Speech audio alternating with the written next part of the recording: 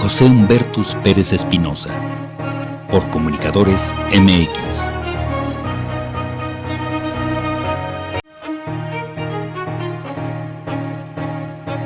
Cuando la justicia no tiene lugar.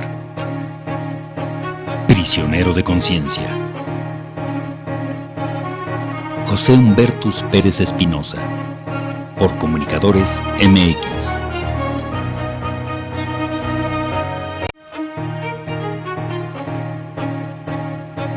Cuando la justicia no tiene lugar.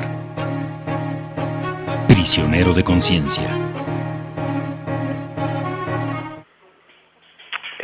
Muy buenas tardes, es un placer saludarles en una edición más, la 8ª edición de Prisionero de Conciencia, saludando a todos mis compañeros del Frente Mexiquense, en el Estado de México, a mis compañeros de Tecámac, de Cuautitlán Izcalli, de los estados de Nuevo León, Chihuahua, Baja California Sur, Jalisco, en todo lo que es el centro norte y sur del país donde nos escuchan.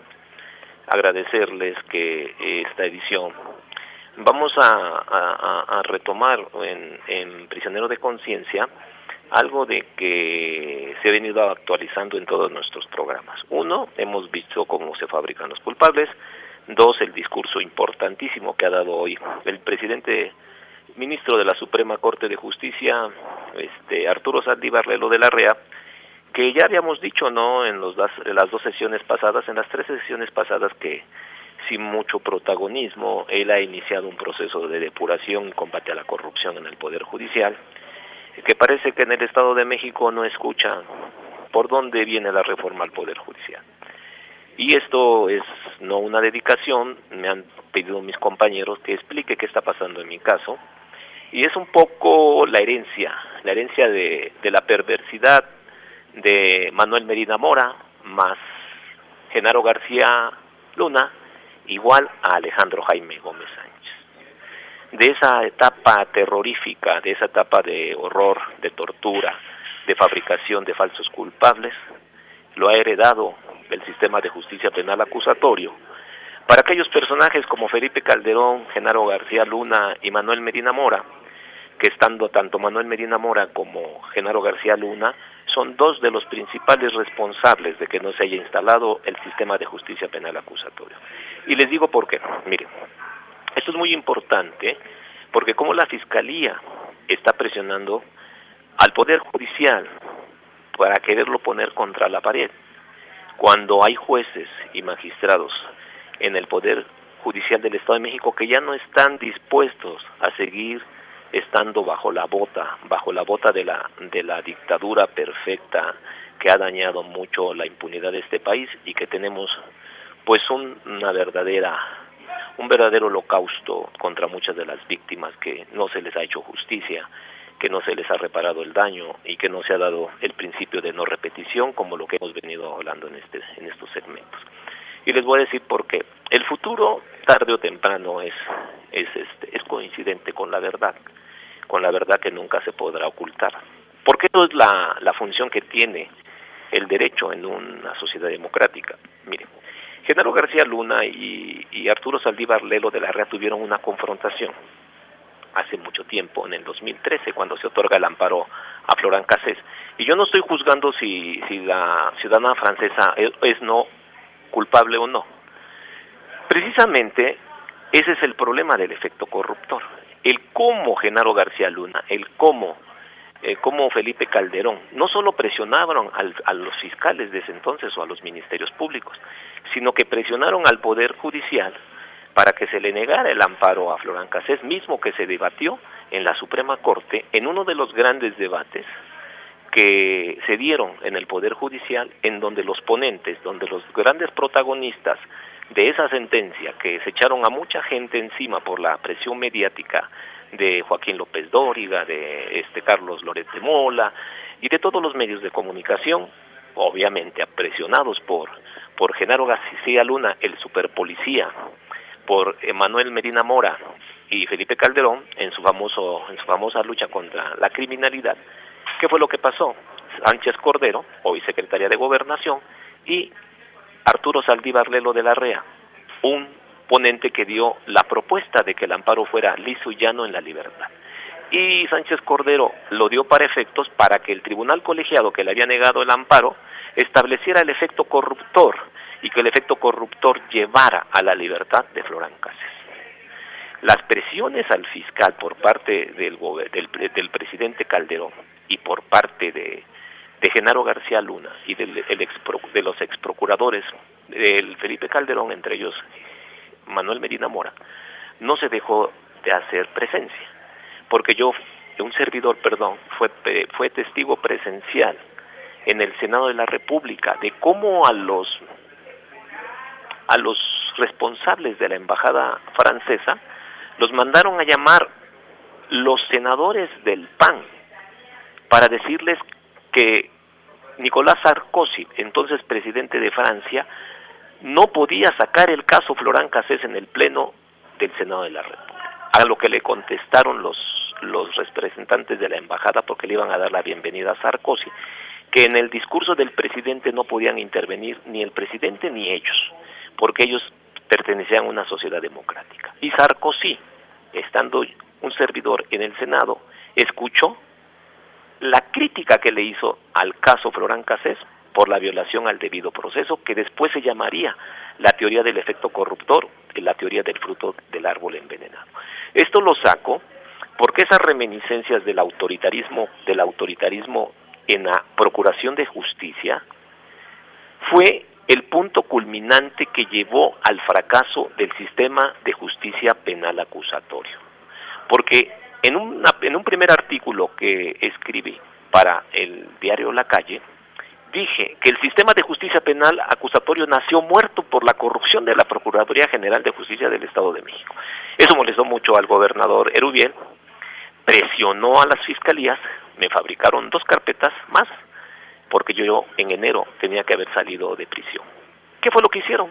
Obviamente utilizar a gente que tiene conductas antijurídicas, a gente que se le considera que cometió un delito, para poder sostener la infamia, como también lo habían hecho en el caso Wallace con Brenda Quevedo y las causas que fueron torturados, y que gracias a la lucha que han dado sus familiares, como el caso mío, sus amigos, como el caso mío, ese caso no ha quedado impune, porque Genaro García Luna, como Alejandro Jaime Gómez Sánchez, que es esa reminiscencia de autoritarismo en la Procuración de Justicia, en el caso mío persiguieron a mis compañeras, catearon los coches que entraban a Villas del Real, persiguieron a mi hijo, persiguieron a mi esposa, no estuvieron ubicados. En el caso de Brenda Quevedo, a su mamá la secuestró Genaro García Luna y la llevó a los calabozos de la entonces Seido en Plaza de la República, en el Monumento a la Revolución.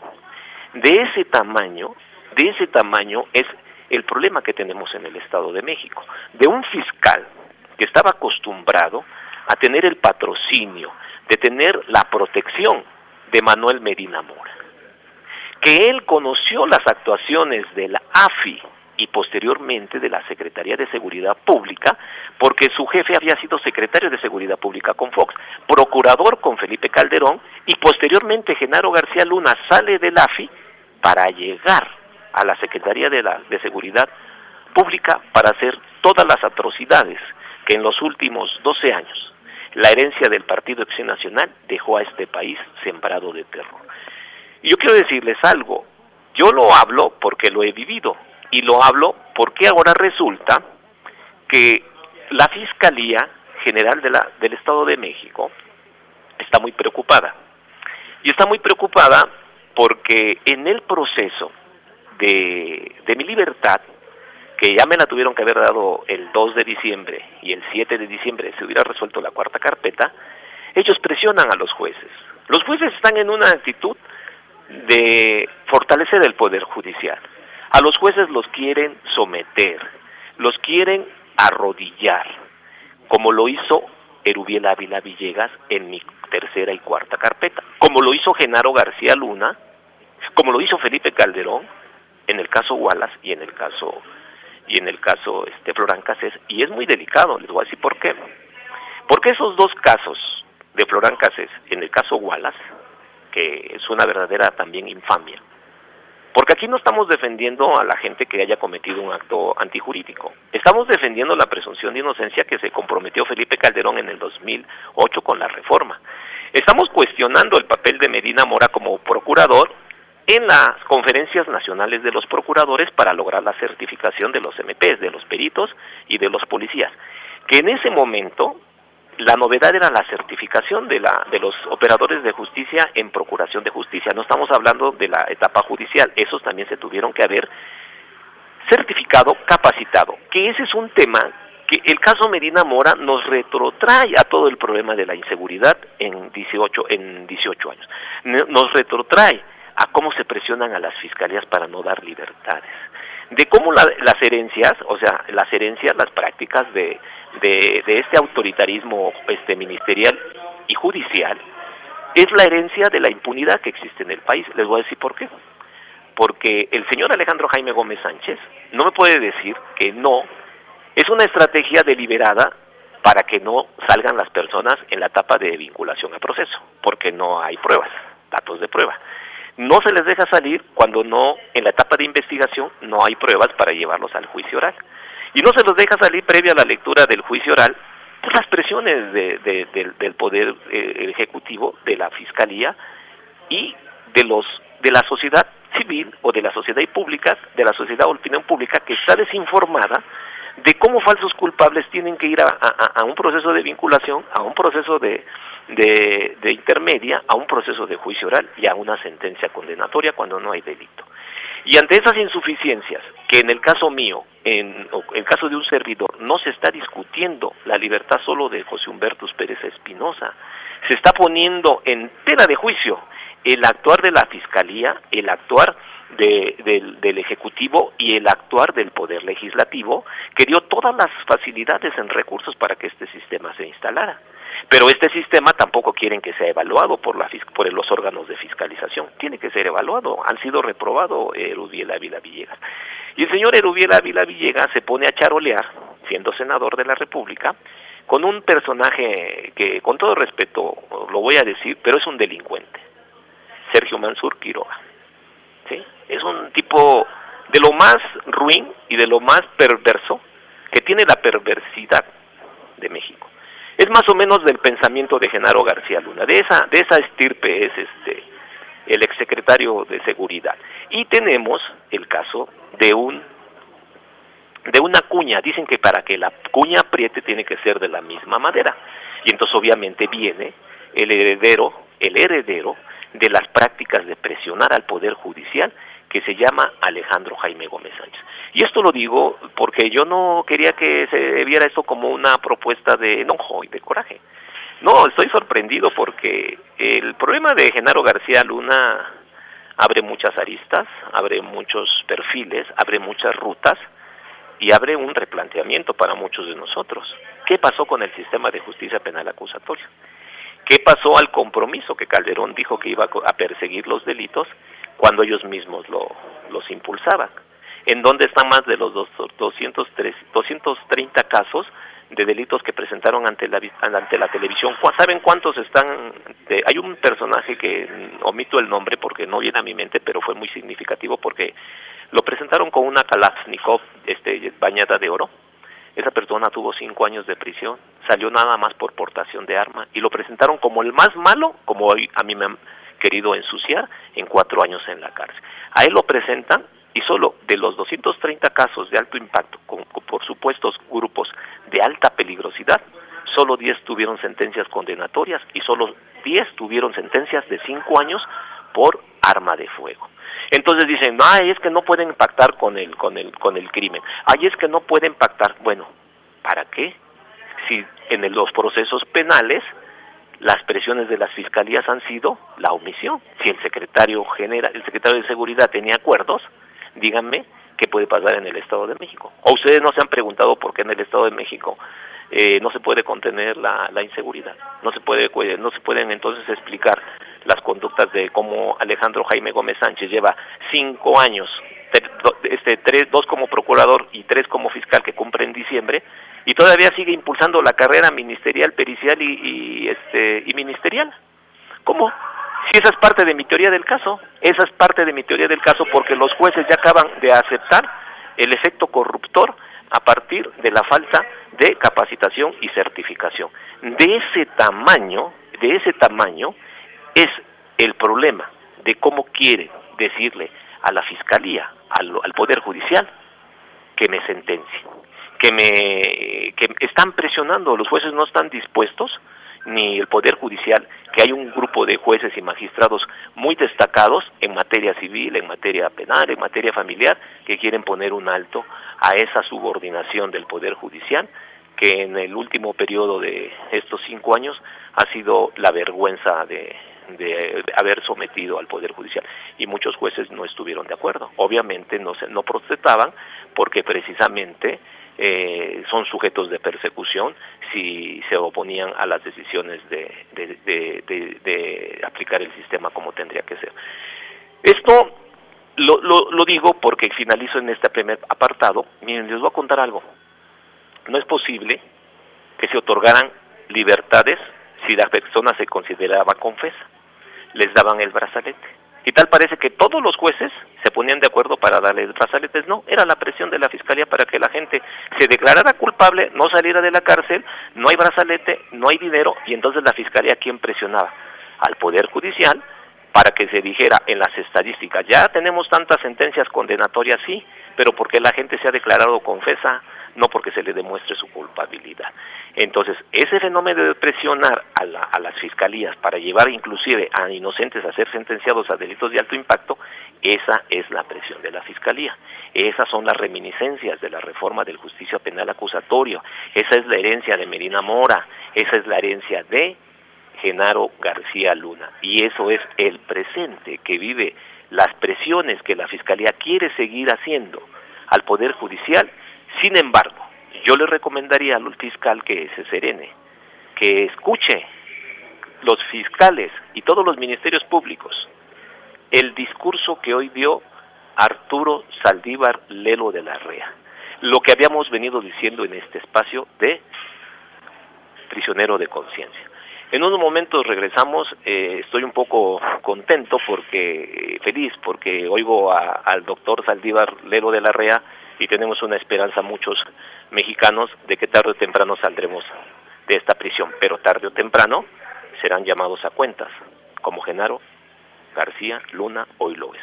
No va a haber poder que detenga ese tipo de conductas de gran responsabilidad y que llevaron a este país a una gran inseguridad. Ahorita regresamos, muchas gracias y que estén bien. Con el objetivo de ayudar a más niños y jóvenes a cumplir su derecho a la educación al contribuir a la economía familiar, el gobierno municipal de Toluca entregó más de 500 uniformes de los 10,000 que tiene destinados para alumnos de primer grado de primaria y primer grado de secundaria, a través del programa Capital Uniformando Estudiantes. En representación del alcalde Juan Rodolfo Sánchez Gómez, el coordinador de Relaciones Públicas de la Presidencia Municipal de Toluca, Luis Javier Maguat Robert, resaltó que el presidente municipal ha hecho un gran esfuerzo por cumplir lo que dijo en campaña, por lo que su administración impulsó este programa con recursos propios para instituciones educativas públicas, preferentemente ubicadas en las zonas de atención prioritaria del municipio.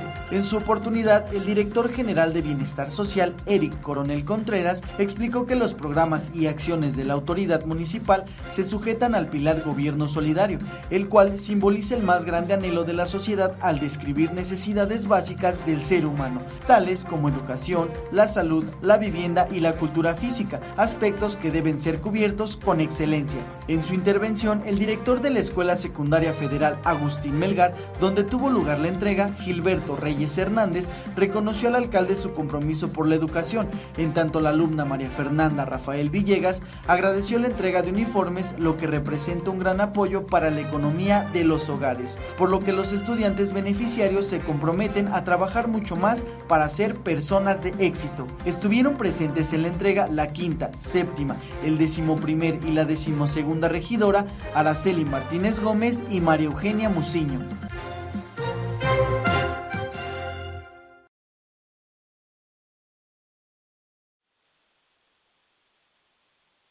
Bueno, regresamos a estas presiones de la Fiscalía para no otorgar libertades. Más o menos he hecho un recuento de la prisión preventiva, que hay personas que tienen 26 años. Me presentaba en Vero, una asociación civil con sede también en Canadá, que hay una persona que tiene 26 años en prisión preventiva. El caso de Daniel García, que cumplió 17 años, y mucha gente que tiene prisión preventiva y que no les han podido dar su libertad. Esto lo comento porque es el mismo caso de los que dicen culpables en el caso Wallace. Y en el sistema de justicia penal acusatorio, en el nuevo sistema, la carga de la prueba de demostrar la culpabilidad corresponde a la parte acusadora, en este caso al Ministerio Público. Y nosotros sostuvimos, por eso es este panorama, como a mí no me correspondía presentar mis pruebas para demostrar mi inocencia. Sin embargo, los invasores de inmuebles, apoyados por Erubiel para obtener votos, apoyados por Aaron Urbina y protegidos por el fiscal, porque son personas que delinquen en un delito grave que es el despojo, acabo de acreditar, porque ya no se pueden considerar como contaminadas, los registros del IFREM, del Instituto de la Función Registral del Estado de México, donde demuestran que, de acuerdo a los registros, después de la declaración que hizo la falsa víctima, Norma Leonor Holguín, y el invasor de inmuebles, fraccionador de ejidos en San Salvador Atenco, Ricardo Enríquez Dávila, se demuestra que ellos nunca son dueños de los inmuebles que dicen son su propiedad. Las constancias son posteriores a su declaración. Quiero ser muy sintético porque son 7 grandes constancias que demuestran que ella nunca fue dueña de un predio, como lo dijo en sus declaraciones. Otra gran controversia que se genera es que dicen que ellos son dueños y fusionaron 2 predios. ¿Esto cómo se obtiene? Esto se obtiene con una gran entrevista que dio el exministro José Ramón Cosío Díaz, diciendo que se tenían que utilizar las nuevas técnicas de información para que los ministerios públicos pudieran sostener sus acusaciones y también las defensas demostrar la inocencia. Esta técnica la hicimos porque nosotros tenemos muchos años que a través de transparencia hemos demostrado el fraude hipotecario inmobiliario. El señor, el 3 de julio del 2018, la licenciada Ana Laura Martínez Moreno, directora general de Operación Urbana de la Secretaría de Desarrollo Urbano y Metropolitano del Estado de México, me dice que no existe fusión en los predios 33 y 35 de la Manzana 10, lote 1, fraccionamiento Villas del Real, donde supuestamente ellos dicen que no solo eran dueños, sino que habían fusionado los inmuebles. No hay fusión de inmuebles, aquí se convierte el delito de fraccionadores, otro delito grave, que esperemos que el fiscal ahora nos dé la oportunidad de que como víctimas ahora demandemos, porque aquí se demuestra, cuando dicen ellos, yo soy dueño y fusionamos los predios, no es verdad.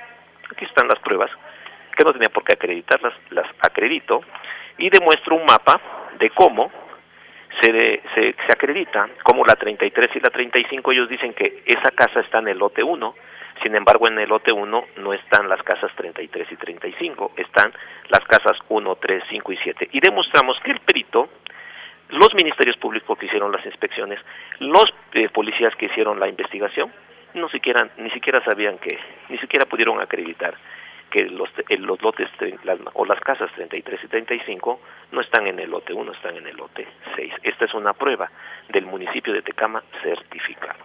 El perito dijo que era especialista, que era licenciado en, en criminalística de campo, y la SEP, el 5 de julio del 2018, dice que no tiene ninguna de esas experticias, que no es ni siquiera licenciado, es técnico. Y lo digo con respeto a los técnicos industriales, no merecen ser descalificados por un irresponsable que podría ser yo, pero tampoco un irresponsable puede ponerlos en mal, ¿no?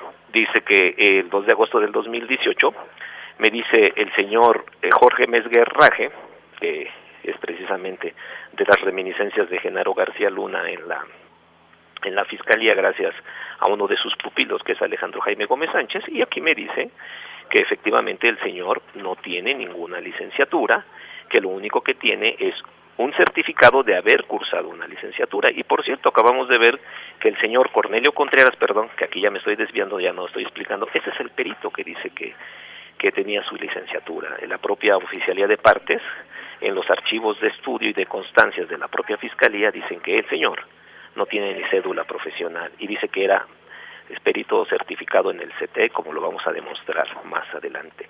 Y demuestro con una pericial más que los ministerios públicos que me procesaron, José Cristóbal, Moisés, bueno, voy a hablar de los 12, Emma Rojas Jiménez, Armando García Jiménez, Eric Ley Félix, Juan Ernesto Barrera Ayala, Iván Jesús Pereda, Jorge Moisés Cristóbal Salvador, Leopoldo Rodríguez Villegas, María de los Ángeles Agis Cantero, Juan David Islas Pérez, Jesús Arteaga Hernández, Luis René de la O Chávez y Cornelio Contreras. Estos dos últimos son peritos y los demás son ministerios públicos, no están certificados. Hay mucha preocupación porque esto se les ganó por transparencia, como decíamos, manejar las técnicas de información para acreditar que el delito no se da. Y después vamos a un órgano importantísimo que Genaro García Luna tuvo en su poder y que hay una denuncia que destruyó archivos y dice una persona que es testigo que compraron y que utilizaron máquinas para triturar papel y que hasta las máquinas de triturar papel se destruían. Entonces, ¿cómo quieren que haya un banco de datos de esa gente que ha sido desaparecida, ejecutada? Porque esa es la costumbre que tienen ellos. Así imparten la justicia y la administración de procuración de justicia, o la procuración de justicia. El 9 de agosto del 2018, el Secretariado Ejecutivo de la Unidad de Transparencia del Secretario Ejecutivo del Sistema Nacional de Seguridad Pública me dice que el señor Cornelio Contreras no es miembro del CETEC, que el señor no está certificado, ¿sí? Y ahora que se entró a los archivos de la Fiscalía, el señor tiene un promedio de 6.5. ¿Cómo puede un perito decir que es miembro del CETEC, sí? Aquí, por ejemplo, tenemos todas estas pruebas que se han acreditado. Se acreditó una interesantísima, aquí en la de no están certificados. Jorge Mesguer me dice que me tengo que ir al Centro de Control de Confianza porque ellos no tienen la certificación, que la certificación la tiene el Centro de Control de Confianza, porque para respetar el principio de máxima publicidad, porque les gané en el Instituto de Información y Acceso a la Información Pública del Estado de México, me dice, al respecto esta Fiscalía General de Justicia del Estado de México reitera que no cuenta con el certificado de ingreso y permanencia de los servidores públicos mencionados.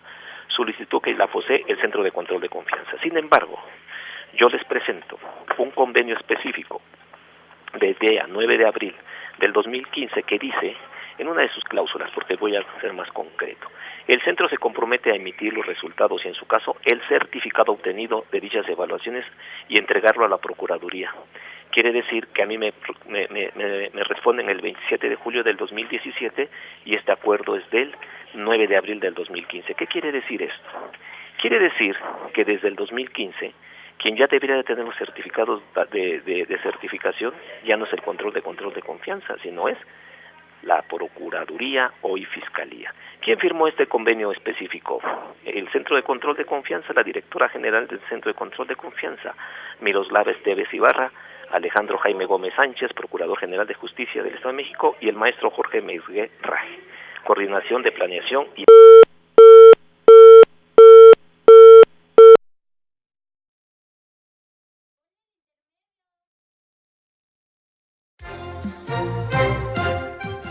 Con el objetivo de ayudar a más niños y jóvenes a cumplir su derecho a la educación al contribuir a la economía familiar, el gobierno municipal de Toluca entregó más de 500 uniformes de los 10,000 que tiene destinados para alumnos de primer grado de primaria y primer grado de secundaria, a través del programa Capital Uniformando Estudiantes. En representación del alcalde Juan Rodolfo Sánchez Gómez, el coordinador de Relaciones Públicas de la Presidencia Municipal de Toluca, Luis Javier Maguat Robert, resaltó que el presidente municipal ha hecho un gran esfuerzo por cumplir lo que dijo en campaña, por lo que su administración impulsó este programa con recursos propios para instituciones educativas públicas, preferentemente ubicadas en las zonas de atención prioritaria del municipio.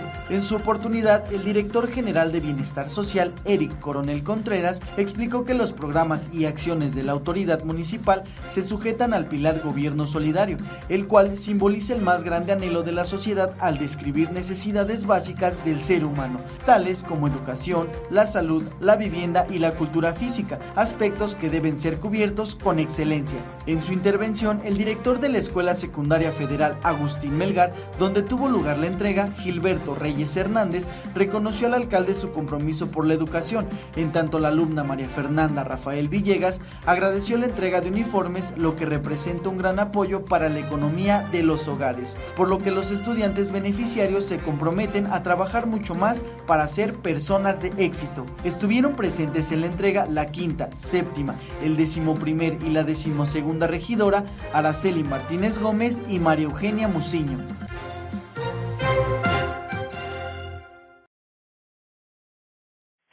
Sí, entonces les comentaba, las pruebas supervenientes fortalecen la falta de certificación.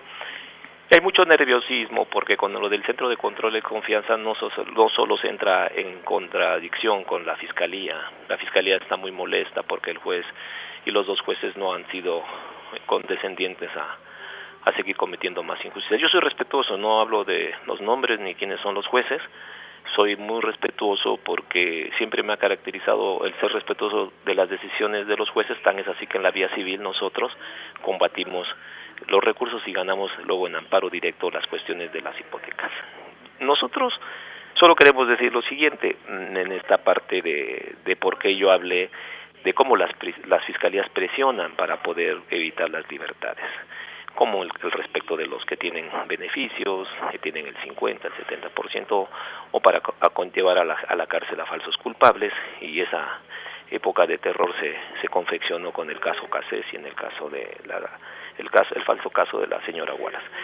Entonces, para concluir, yo o nosotros o un servidor está completamente, verdaderamente sorprendido porque en la audiencia del 2 de diciembre y la del 17 que se iba a llevar a cabo, las supuestas víctimas presentan el recurso de recusación para decir que yo que he sido beneficiado por los jueces. Ahí están los audios y videos, que no es así, pero la misma forma de redactar la carpeta de robo a casa habitación es la misma de la supuesta extorsión, que bueno, para comenzar, el que dice que lo extorsioné, que es una verdadera mentira, es un tipo, una persona que se dedica, que está sentenciado por secuestro y no puede estar en un módulo de procesados, y sus testigos están acusados por el delito de sexuales con sentencias ejecutoriadas. Ellos no acreditaron en un año sus pruebas. Yo en la cuarta carpeta estoy renunciando a mis pruebas de cargo y a las supervenientes porque ahí voy a demostrar también más de la falsedad. Obviamente el 2 de diciembre se iba a resolver paradójicamente la cuarta, y el 17, entre el 17 y el 19 la cuarta carpeta. Sin embargo, así como han presionado, que ha sido su conducta histórica de presionar a los jueces, así lo quieren hacer hoy. Pero hay vientos de cambio, hay esperanzas de hacer las cosas distintas, y hoy ponen en el centro de debate la detención de Genaro García Luna. Mi conclusión sería: Medina Mora más Genaro García Luna igual Alejandro Jaime Gómez Sánchez. Eso es lo que sigue viviendo en el país, en el Estado de México, donde la herencia maldita de esta gran pena que vivimos los mexicanos, que es la inseguridad y la impunidad, está presente en la entidad mexiquense. Le agradezco a mis compañeros, a mis compañeros del frente, doy las gracias a Luis Pantoja Ríos, Eduardo Alonso y a Veneranda Mendoza, un poco contento. Dirá, mis compañeros, hace rato estaba enojado, pero porque las cosas tienen que ser muy profesionales, con mucha responsabilidad y con mucho conocimiento, que he cumplido 4 años, un mes, estando en una prisión injusta. Es un placer saludarles, y por eso decimos cómo las fiscalías presionan al poder, o a los jueces o al poder judicial, para no otorgar libertades, y que eso es una herencia de 18 años en este país. De toda la vida, pero hoy fue mucho más firme en todo lo que fue la alternancia y todo lo que fue el regreso de Enrique Peña Nieto al poder. Muchas gracias por darme la oportunidad de volverme a escuchar, y que la pasen muy bien. Hasta luego.